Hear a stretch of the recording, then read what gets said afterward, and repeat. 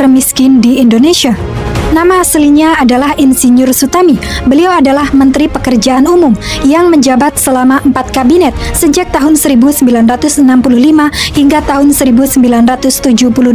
Karena kemampuan dan kejujurannya, Insinyur Sutami dipercaya di era Presiden Soekarno maupun Presiden Soeharto. Selama menjadi menteri, beliau memimpin berbagai mega proyek besar dengan dana yang luar biasa. Meski demikian, pria kelahiran Surakarta, Jawa Tengah 19 Oktober 1928 ini tidak lantas memanfaatkan dana proyek tersebut untuk korupsi dan memperkaya diri. Di bawah pengawasannya, proyek raksasa seperti gedung DPR RI, Jembatan Semanggi Waduk Jatiluhur, Bandara Ngurah Rai, Jembatan Musi Palembang, dan Jalan Tol pertama Indonesia, Tol Jagorawi. Semua karyanya hingga kini masih berdiri kokoh. Satu-satunya menteri yang paling miskin di Indonesia, bahkan mungkin sampai hari kiamat nanti, karena beliau adalah manusia yang langka, jujur, dan amanah.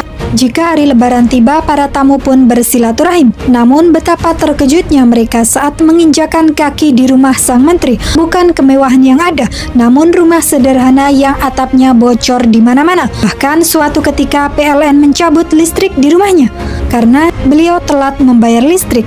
Padahal sebagai pejabat negara yang menangani proyek-proyek besar, Menteri Sutami bisa saja hidup bergelimang kemewahan. Rumahnya beralamat di Jalan Imam Bonjol, Jakarta. Beliau membeli rumah secara mencicil dan baru lunas menjelang beliau pensiun. Tak pernah beliau menggunakan fasilitas negara di luar pekerjaannya.